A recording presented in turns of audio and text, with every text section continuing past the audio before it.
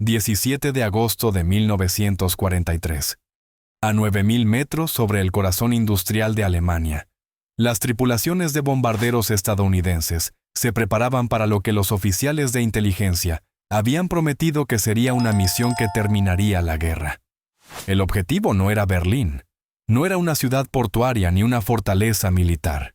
Era un pueblo llamado Schweinfurt, un nombre que la mayoría de los estadounidenses tendría dificultades para pronunciar y menos aún podrían ubicar en un mapa. Pero según los estrategas aliados, Schweinfurt tenía la clave para colapsar toda la maquinaria de guerra alemana. Dentro de sus muros de fábrica, los trabajadores producían algo lo suficientemente pequeño como para caber en la palma de una mano, pero lo suficientemente esencial como para impulsar cada tanque, camión y avión del arsenal del Reich. Rodamientos de bolas. «Destrúyelos», dijeron los planificadores. Y la capacidad de Alemania para hacer la guerra se detendría en cuestión de semanas.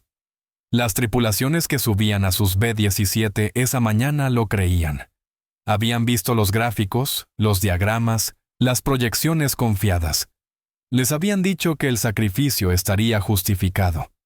Lo que no les habían dicho era cuántos de ellos nunca regresarían. Al final de ese día, 60 bombarderos se habrían perdido. Cientos de hombres estarían muertos o capturados.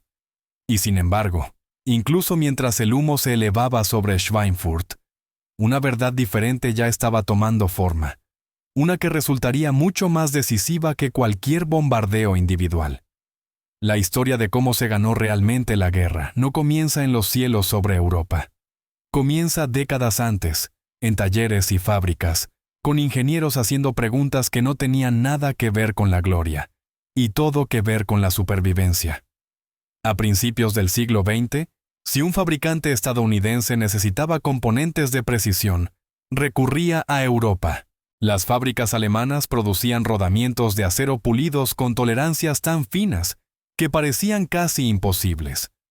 La artesanía era innegable. Acero sueco, precisión suiza, ingeniería británica, estos eran los estándares que el mundo seguía. La industria estadounidense, en comparación, parecía tosca. Podía producir volumen, pero luchaba con la finura. Observadores europeos describían los métodos estadounidenses como despilfarradores e imprecisos. En muchos sentidos, tenían razón. Estados Unidos importaba lo que no podía igualar. Esta dependencia se aceptaba como natural. Europa hacía las mejores piezas. América las ensamblaba. Esta jerarquía moldeaba cómo la gente pensaba sobre el progreso. Avanzar significaba seguir a Europa. Mejorar significaba copiar diseños europeos e importar experiencia europea. La mayoría de las empresas estadounidenses hacían exactamente eso. Perseguían los estándares europeos, creyendo que la excelencia residía en la imitación. Pero esta lógica contenía una falla. Asumía que el futuro se parecería al pasado. Asumía que las máquinas siempre operarían bajo condiciones ideales, en fábricas limpias, con mecánicos capacitados y líneas de suministro estables. Asumía que las guerras, si llegaban, serían breves, que las interrupciones serían temporales, que la perfección podría sostenerse. La Primera Guerra Mundial destrozó esos supuestos. De repente, las mismas cualidades que hacían admirada a la industria europea se convirtieron en pasivos. La fabricación de precisión dependía de suministro ininterrumpido, mano de obra especializada y maquinaria cuidadosamente ajustada. Cuando los bloqueos cortaron los materiales, cuando las fábricas fueron bombardeadas, cuando los trabajadores fueron reclutados, la perfección se volvió frágil. Rodamientos que funcionaban maravillosamente en tiempos de paz fallaban rápidamente bajo suciedad, impacto y negligencia. América observaba desde el otro lado del Atlántico. El país emergió de la guerra más rico y más fuerte, pero una lección persistió bajo la superficie. La dependencia era peligrosa, no la dependencia de los aliados, sino la dependencia de una filosofía que requería que todo saliera bien. Incluso después de la guerra, el mito persistió. Europa seguía siendo el punto de referencia. La ingeniería alemana todavía se mencionaba con reverencia. La industria estadounidense continuaba midiéndose contra esos estándares, a menudo asumiendo que siempre quedaría atrás. Sin embargo, mientras muchos fabricantes trabajaban para cerrar la brecha, un pequeño número de ingenieros estaba haciendo una pregunta diferente. No cómo hacer las cosas más precisas, sino cómo hacer que sobrevivieran al uso real. No cómo impresionar a los expertos, sino cómo mantener las máquinas en movimiento cuando las condiciones se deterioraban. Esta no era una forma popular de pensar. Sonaba como rendición, como admitir la derrota. La precisión llevaba prestigio. La durabilidad no. La elegancia ganaba admiración. La robustez rara vez lo hacía. Pero los ingenieros que hacían estas preguntas no estaban bajando los estándares. Los estaban redefiniendo. Entendían algo que no se volvería obvio hasta la siguiente guerra. El conflicto industrial no es un concurso de brillantez, es un concurso de resistencia. ¿De cuánto tiempo puede funcionar un sistema cuando está estresado más allá de sus límites de diseño? ¿De qué tan rápido puede recuperarse de una falla? ¿De qué tan fácilmente puede ser reparado por manos exhaustas en malas condiciones? Europa había dominado el arte de hacer las cosas perfectas. América estaba aprendiendo lentamente el arte de hacer que las cosas duren. El hombre en el centro de esta historia no parecía un revolucionario. Hablaba en términos prácticos, no en grandes teorías. Aprendió su oficio con las manos, no en aulas. Su enfoque era ordinario. Ruedas, ejes, carros que tenían que moverse todos los días sin fallar. De joven, se formó como aprendiz en el comercio de carruajes, donde el fracaso era inmediato e implacable. Si una rueda se atascaba, el carro se detenía. Si un eje se agrietaba, la carga se perdía. No había excusas. Barro, caminos irregulares, carga pesada, conductores descuidados. Esto no era un laboratorio, era la realidad. Y la realidad no recompensaba la elegancia. Recompensaba lo que siguiera moviéndose. Para cuando estableció su propio negocio de carruajes, había aprendido a desconfiar de la perfección que solo funcionaba en el papel. Observó componentes fallar no porque estuvieran mal hechos, sino porque estaban diseñados para condiciones que no existían fuera de talleres limpios. Notó algo que otros pasaban por alto. La mayoría de las fallas no provenían solo de cargas verticales. Venían cuando las fuerzas colisionaban. Peso empujando hacia abajo mientras el movimiento tiraba hacia los lados. Girar, frenar, terreno cambiante. Tensiones combinadas que los diseños elegantes preferían no reconocer. Cuando viajó a Europa, vio lo que todos admiraban. Talleres alemanes llenos de precisión. Rodamientos pulidos tan suavemente que parecían casi sin fricción. Máquinas que funcionaban maravillosamente cuando estaban perfectamente alineadas. Entendió inmediatamente por qué Europa lideraba el campo, lo estudió cuidadosamente, lo respetó, y luego hizo algo inesperado. No lo copió. Esto no era terquedad, era cálculo. Vio la brillantez, pero también vio los límites. Los rodamientos europeos estaban diseñados para equilibrio y velocidad, no para abuso. Sobresalían cuando las fuerzas eran predecibles, pero los carros no eran predecibles. Tampoco lo eran las máquinas empujadas a sus límites. Y ciertamente no las máquinas que algún día serían arrastradas a la guerra. De vuelta en América, en lugar de perseguir tolerancias más ajustadas, fue en la dirección opuesta. Volvió a los primeros principios, al contacto, a la carga, a cómo la fuerza realmente se movía a través del metal. Hizo una pregunta que parecía casi ingenua. ¿Por qué debería un elemento rodante tocar en un solo punto cuando podría compartir la carga a lo largo de una línea? ¿Por qué concentrar el estrés cuando podría distribuirse? ¿Por qué diseñar algo sin forma de ajustarse una vez que comenzara el desgaste? La respuesta, cuando llegó, no se veía elegante, se veía práctica. Rodillos cónicos, angulados y formados no para impresionar, sino para sobrevivir. Un diseño que aceptaba fuerzas combinadas como normales, no excepcionales. Un diseño que asumía que ocurriría desalineación, que se introduciría suciedad, que el mantenimiento sería apresurado o retrasado. En lugar de luchar contra la realidad, la acomodaba. Cuando el diseño fue patentado a finales del siglo XIX, no causó sensación. No hubo titulares, ni avalancha de imitadores. En la jerarquía del prestigio ingenieril, este no era trabajo glamuroso, pero silenciosamente, el rendimiento habló por sí mismo. Bajo cargas pesadas, el diseño duraba más. Bajo estrés, fallaba con menos frecuencia. Y cuando ocurría el desgaste, podía ajustarse en lugar de descartarse. Esta mentalidad importaba más que la invención misma. Reflejaba una forma de pensar que difería fundamentalmente del enfoque de Europa, donde los ingenieros europeos perseguían la maestría a través del refinamiento. Este enfoque perseguía la fiabilidad a través de la aceptación de la imperfección. Asumía que las cosas saldrían mal y planeaba para ello. A medida que el negocio creció, esta filosofía se endureció en la práctica. Las fábricas se organizaron no solo para producir, sino para adaptarse. Los materiales se eligieron no solo por resistencia, sino por consistencia. Los procesos se simplificaron siempre que fue posible, no porque la simplicidad fuera más barata, sino porque era repetible. El objetivo no era crear el mejor rodamiento individual jamás fabricado. El objetivo era crear millones de rodamientos que funcionaran lo suficientemente bien todo el tiempo. Esta no era la forma en que la gente solía hablar sobre innovación. No había avances dramáticos, ningún momento en que el mundo cambiara de la noche a la mañana. En cambio, había acumulación, pequeñas ventajas apilándose, vida útil ligeramente más larga, mantenimiento ligeramente más fácil, tolerancia ligeramente mejor al abuso. Nada impresionante por sí solo.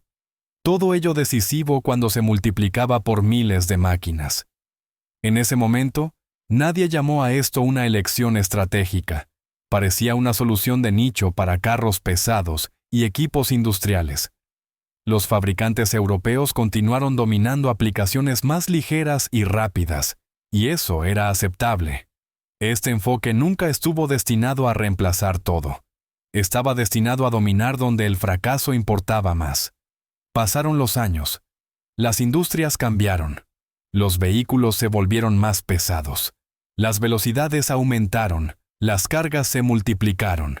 Y lentamente, casi invisiblemente, el diseño se probó a sí mismo una y otra vez.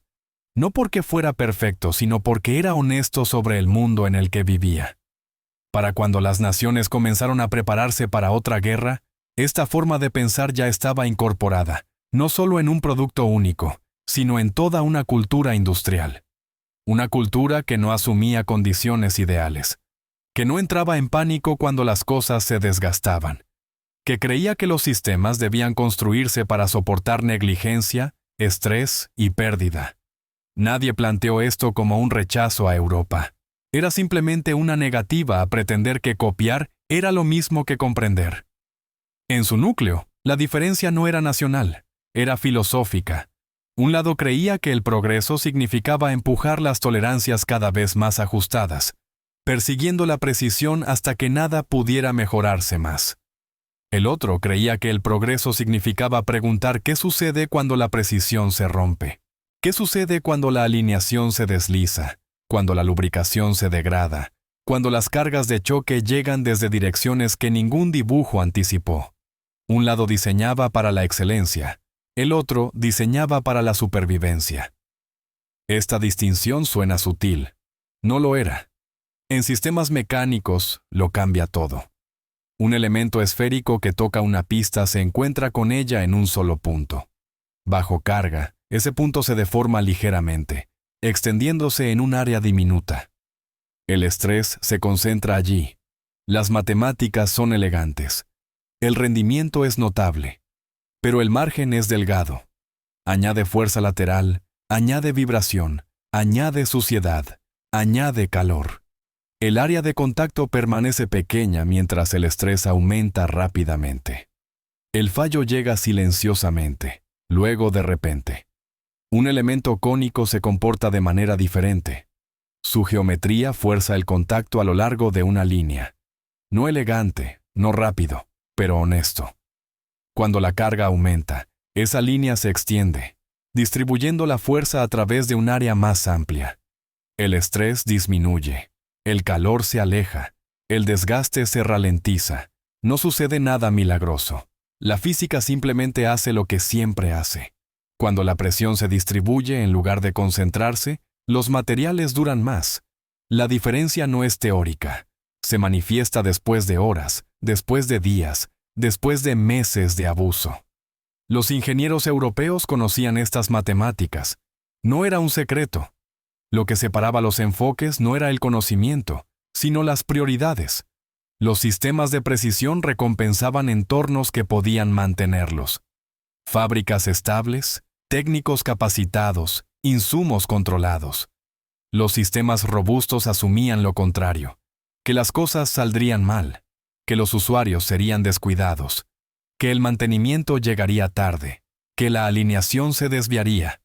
No resistían estas realidades, las incorporaban. Aquí es donde la ajustabilidad se convierte en algo más que una característica. Se convierte en una visión del mundo. Un sistema fijo asume perfección al nacer. Cuando aparece el desgaste, el reemplazo es la respuesta. Un sistema ajustable asume imperfección con el tiempo. Cuando aparece el desgaste, se espera corrección. En tiempos de paz, el reemplazo es aceptable. En guerra, es un pasivo. El reemplazo requiere suministro. El ajuste requiere solo tiempo y herramientas. Esta forma de pensar se extendió más allá de los componentes. Moldeó las fábricas. Las máquinas se eligieron no solo por precisión, sino por tiempo de actividad. Los procesos se diseñaron para ser repetibles por trabajadores con niveles variables de habilidad. Las herramientas favorecían la consistencia sobre la brillantez. Nada dependía de un solo especialista irreemplazable. Nada detenía la línea porque un paso exigiera perfección. Los críticos vieron esto como mediocridad. Confundieron la moderación con falta de ambición. Comparaban superficies, acabados, especificaciones.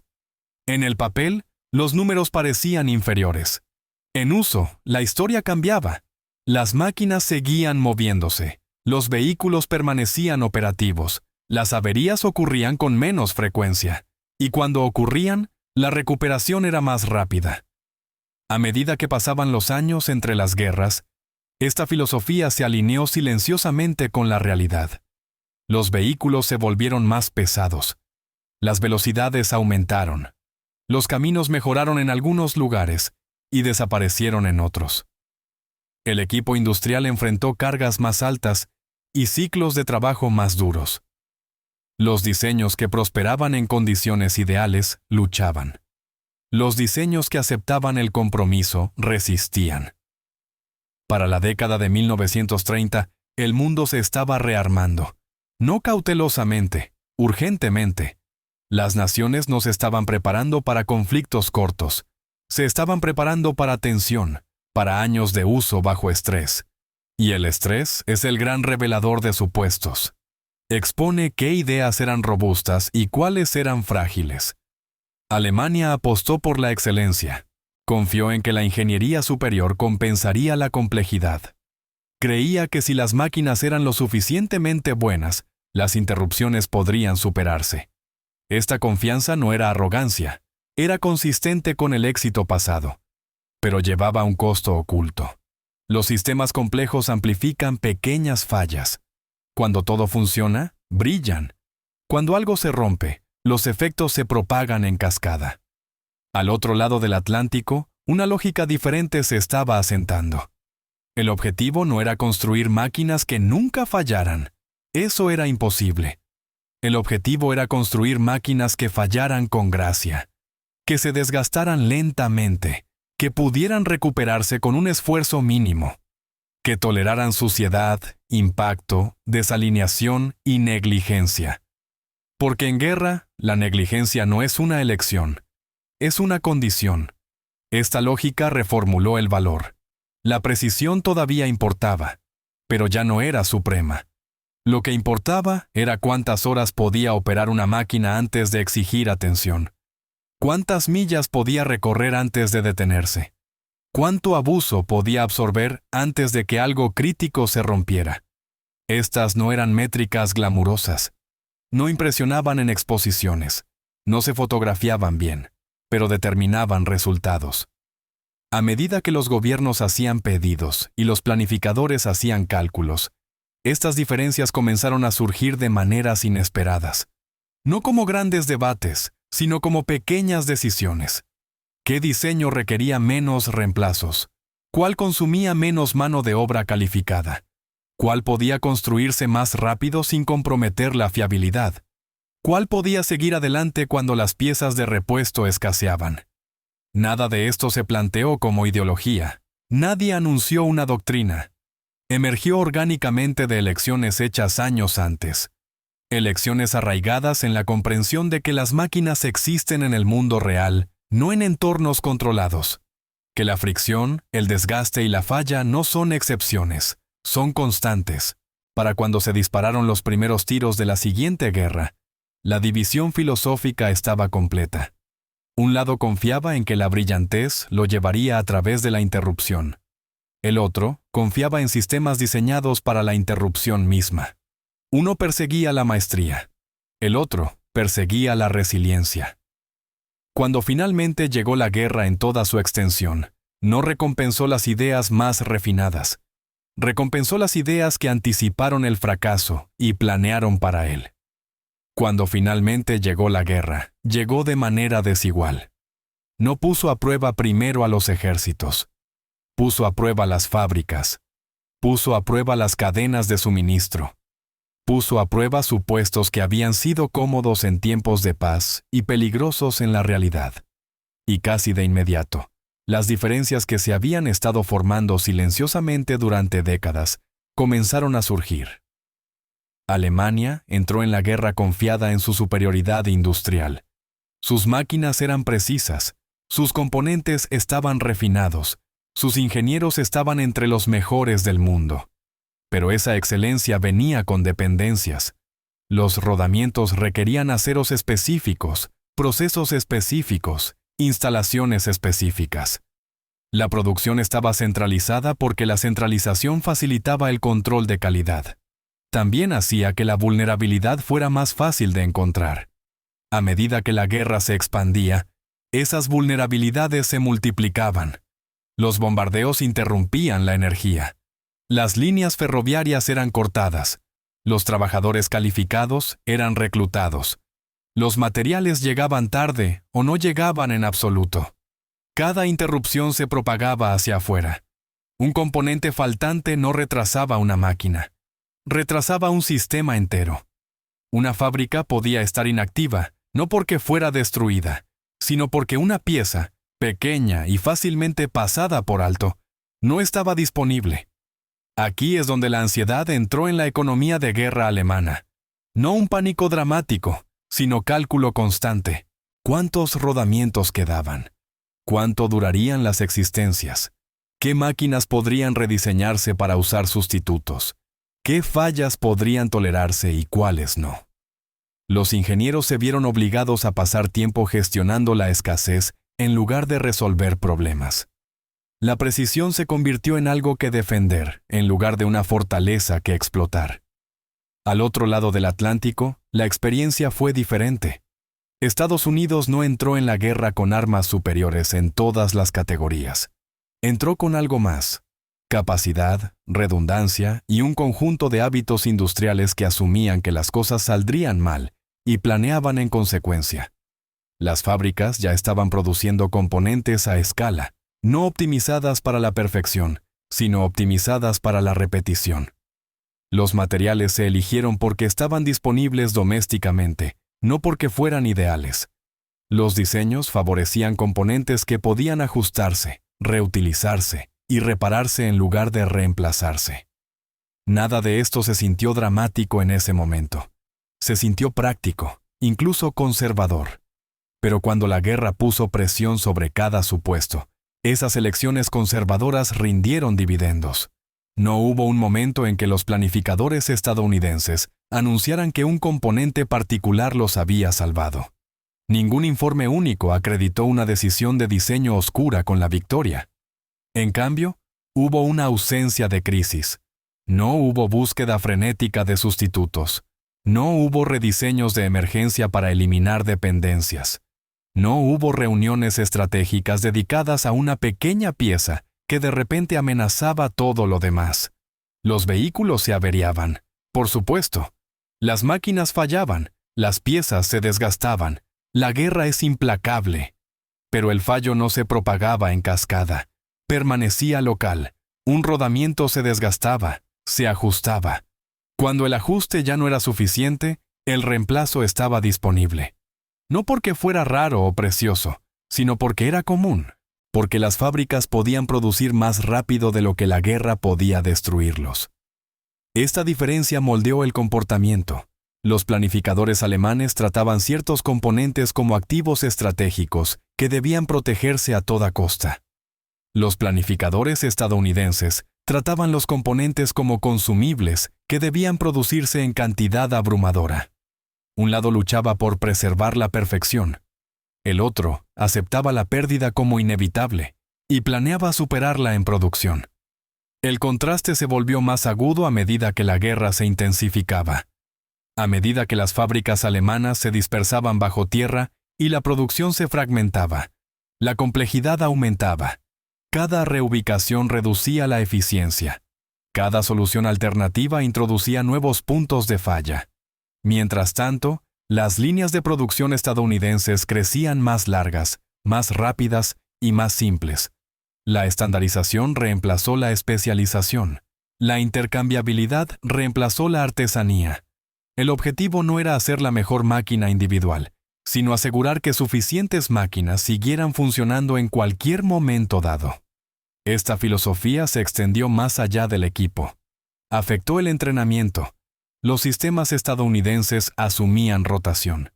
Las tripulaciones se perderían. Los trabajadores serían reemplazados.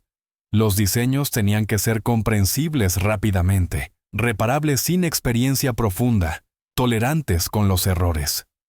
Los sistemas alemanes construidos alrededor de la maestría sufrían cuando los maestros ya no estaban disponibles. Nada de esto significaba que las máquinas estadounidenses fueran superiores en todos los aspectos medibles.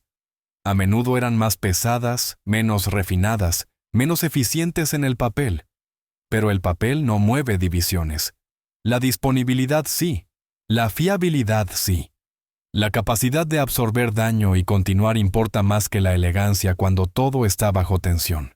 A medida que la guerra avanzaba hacia sus años más intensos, una realidad se volvió inevitable.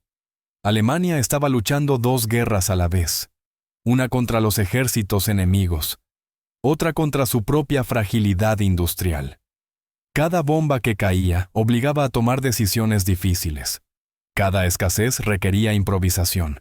Cada improvisación reducía el rendimiento en otro lugar. Estados Unidos luchaba un tipo diferente de guerra, una de acumulación, de producción constante, de sistemas que no se rompían dramáticamente, sino que simplemente se desgastaban y eran reemplazados. No hubo un punto de inflexión único, ninguna comprensión repentina. Solo una brecha que se ampliaba entre una economía luchando por mantener la excelencia y una diseñada para tolerar la imperfección a escala. Desde el exterior, esto parecía inevitabilidad. Desde el interior, se sentía como agotamiento de un lado y momentum del otro. Las máquinas contaban la historia silenciosamente. Seguían moviéndose, ¿o no? Para cuando la guerra llegó a su punto medio, el resultado aún no estaba decidido en el campo de batalla. Pero en las fábricas, el equilibrio ya se estaba desplazando.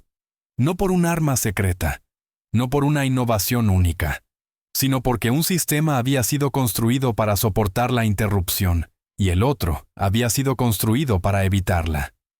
La abundancia es una palabra incómoda en tiempos de guerra. Suena excesiva, casi descuidada cuando vidas se están perdiendo y ciudades están ardiendo.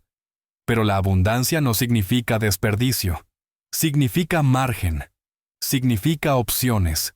Significa la capacidad de elegir la moderación en lugar de la desesperación. Y en una guerra larga, el margen se convierte en una forma de misericordia. En las fábricas estadounidenses, la producción no aumentó una vez y luego se estancó. Subió constantemente.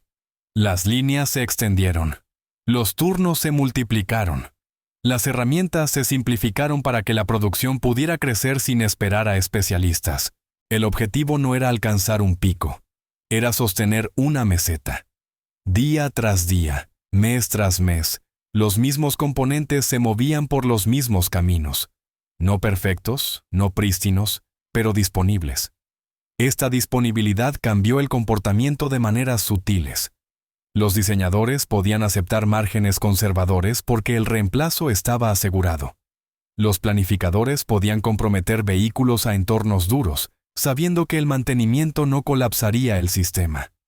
Los comandantes podían mantener el equipo en movimiento sin acumular piezas como si fueran irreemplazables. Cuando algo se desgastaba, era reemplazado. Cuando algo se rompía, era reparado rápidamente. El sistema absorbía la pérdida sin drama. Contrasta esto con la escasez. La escasez agudiza cada decisión. Fuerza intercambios que se propagan hacia afuera.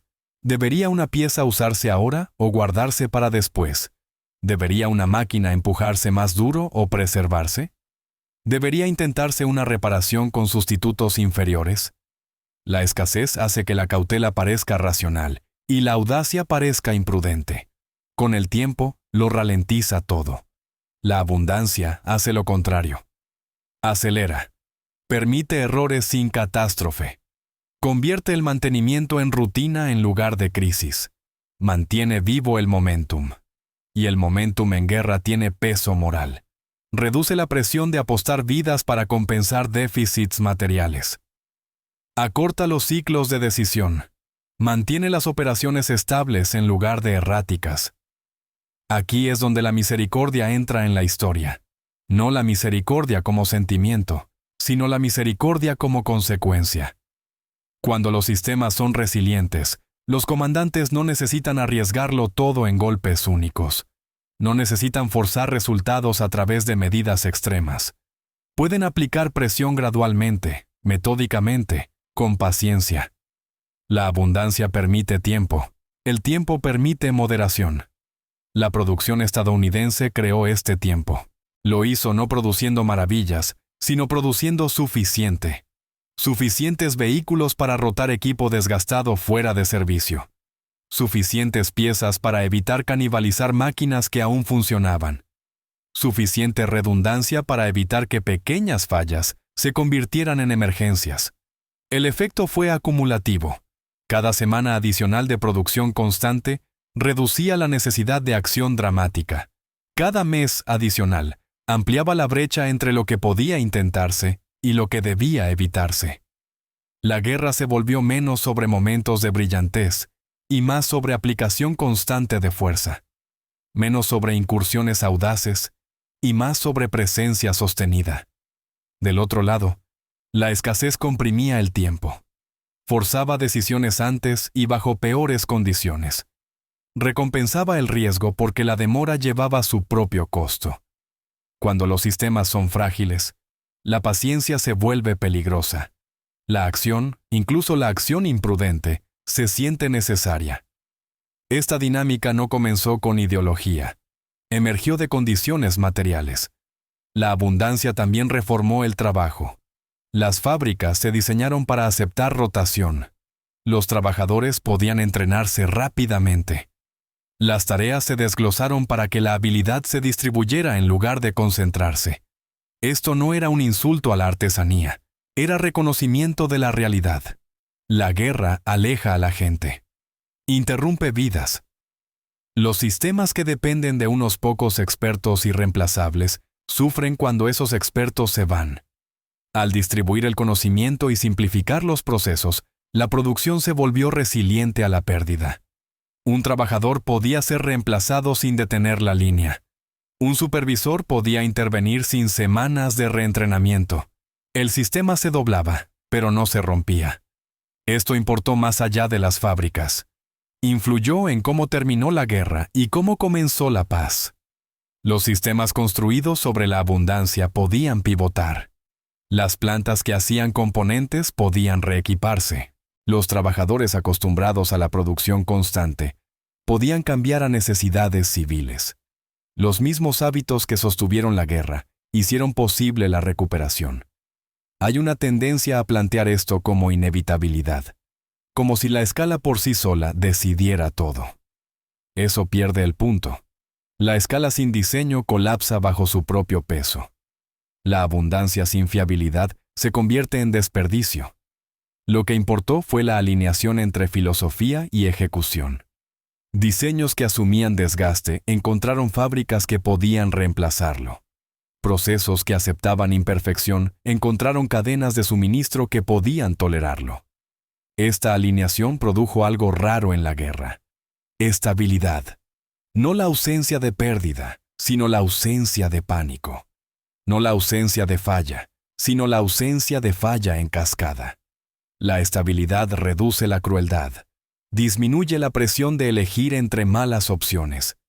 Permite a los líderes pensar más allá de la próxima crisis. La guerra siguió siendo brutal. Las vidas siguieron perdiéndose. La destrucción siguió siendo inmensa. Pero la manera de la victoria importó. Un sistema que gana por resistencia en lugar de desesperación deja más atrás cuando cesa la lucha. Deja herramientas en lugar de ruinas. Hábitos en lugar de trauma. Capacidad en lugar de colapso. Por eso producción, abundancia y misericordia pertenecen juntas. La producción crea abundancia. La abundancia crea margen. El margen crea moderación. La moderación en guerra es misericordia con otro nombre. Nada de esto se planeó como filosofía moral. Emergió de elecciones de ingeniería hechas mucho antes de que comenzara la guerra. Elecciones sobre cómo deberían fallar las máquinas, sobre cómo deberían recuperarse los sistemas, sobre si la perfección valía el precio que exigía. Cuando terminó la guerra, los historiadores debatirían batallas y estrategias, contarían salidas y tonelaje y bajas. Pero bajo esos números yacía una verdad más silenciosa. El lado que podía seguir construyendo sin pánico no necesitaba ganarlo todo de una vez. Solo necesitaba seguir adelante. Y eso, más que cualquier arma o incursión única, moldeó el camino hacia la victoria. Cuando la guerra finalmente se desaceleró, cuando los cielos sobre Europa se volvieron más silenciosos y las fábricas dejaron de funcionar a velocidad de emergencia, las imágenes que permanecieron en la memoria eran predecibles. Bombarderos en formación, ciudades en ruinas, columnas de blindados avanzando a través del humo. Estas son las imágenes que la historia prefiere porque parecen decisiones. Parecen momentos en que los resultados cambiaron. Pero la verdad es menos dramática. La guerra no giró sobre una sola incursión o un solo avance. Giró sobre la continuidad. Sobre si los sistemas podían seguir funcionando cuando todo a su alrededor se estaba desmoronando. Sobre si las naciones podían sostener el esfuerzo sin agotarse hasta la catástrofe. Desde el aire, la guerra parecía violenta y decisiva. Desde el suelo, dentro de fábricas y talleres, parecía repetitiva. Turnos cambiando, máquinas circulando, piezas moviéndose por las líneas. Nada heroico, nada cinematográfico. Y sin embargo, esta repetición llevó el conflicto adelante más confiablemente que cualquier acto único de destrucción. Esta es la lección incómoda. La destrucción se siente poderosa, pero es temporal. La producción es silenciosa, pero se acumula. Cada vehículo que permanecía operativo reducía la presión en otro lugar. Cada máquina que no fallaba evitaba que una tripulación tuviera que improvisar. Cada pieza de repuesto que llegaba a tiempo evitaba que un pequeño problema se convirtiera en una crisis. Estos efectos rara vez llegaron a los titulares, pero juntos moldearon la trayectoria de la guerra. Los hombres que volaban hacia el fuego antiaéreo sobre Alemania creían que estaban atacando el corazón de la capacidad del enemigo para luchar. En un sentido estrecho, tenían razón. Ciertas industrias eran vulnerables. Ciertos suministros importaban. Pero la vulnerabilidad no es lo mismo que el colapso. El colapso requiere un sistema que no pueda adaptarse, y la adaptación depende de hábitos formados mucho antes de que se dispare el primer tiro. Lo que separó los resultados no fue el coraje o el sacrificio. Esos existían en todos los lados. Fue preparación de un tipo diferente. Preparación para aceptar la pérdida sin pánico. Preparación para reemplazar en lugar de preservar. Preparación para valorar la continuidad sobre la perfección. Esto no disminuye el costo. La guerra siguió siendo brutal, siguió siendo destructiva, siguió estando definida por el sufrimiento. Pero la manera en que se logró la victoria importó. Un sistema construido sobre la resistencia no necesitaba apostar todo en momentos únicos. Podía aplicar presión gradualmente, podía permitirse la moderación. Podía elegir no aniquilar lo que más tarde necesitaría reconstruir. Por eso la misericordia aparece en una discusión sobre fábricas e ingeniería. No como un ideal abstracto, sino como una consecuencia. Cuando una nación puede sostenerse sin desesperación, es menos probable que recurra a soluciones extremas. Cuando puede reemplazar pérdidas, no necesita gastar vidas para compensar el fallo material. Cuando puede seguir construyendo, puede permitirse dejar de destruir más pronto. Después de que cesaron los combates, esta diferencia se volvió visible nuevamente.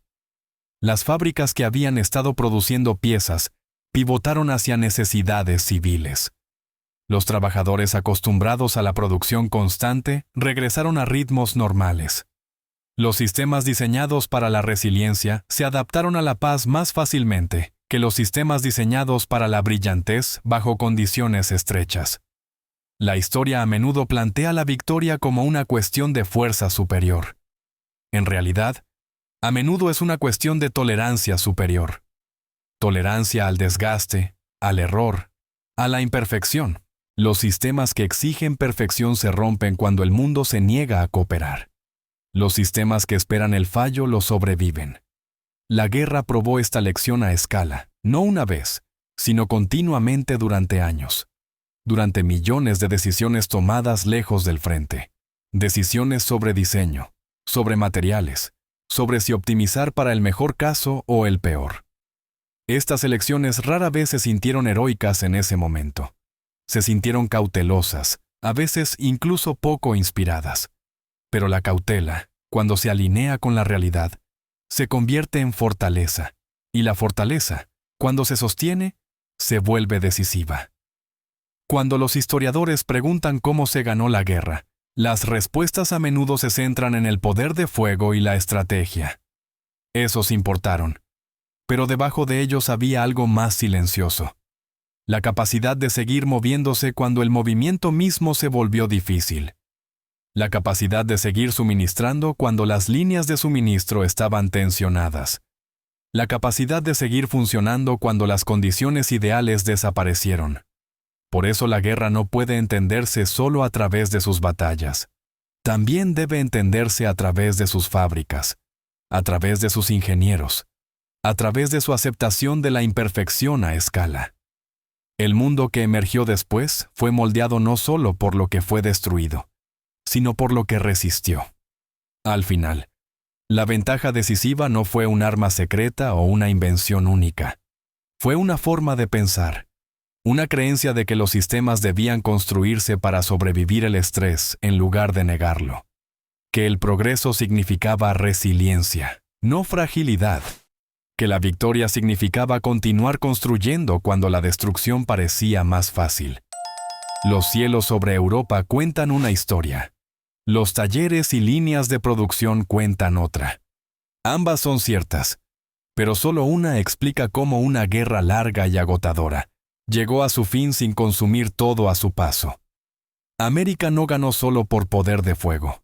Ganó por producción que nunca se detuvo, por abundancia que creó margen, y por la moderación que ese margen hizo posible.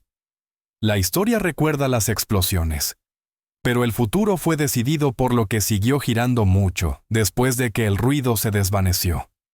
Las decisiones tomadas en talleres silenciosos décadas antes de la guerra Las elecciones de valorar la resistencia sobre la elegancia, de diseñar para la supervivencia en lugar de la perfección.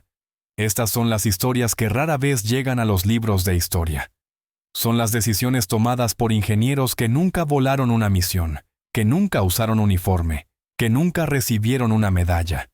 Sin embargo, su trabajo determinó los resultados con tanta seguridad como cualquier batalla.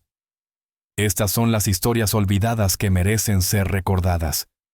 Las historias de personas que entendieron que ganar no se trataba de brillantez, sino de continuar cuando todo lo demás había fallado. Al preservar estos relatos, al comprender cómo se ganó realmente la guerra, honramos no solo el coraje de quienes lucharon, sino la previsión de quienes construyeron los sistemas que hicieron posible la victoria. Su legado no está en monumentos o museos. Está en la comprensión de que las decisiones más importantes son a menudo las más silenciosas, tomadas mucho antes de que el mundo se dé cuenta de que importan.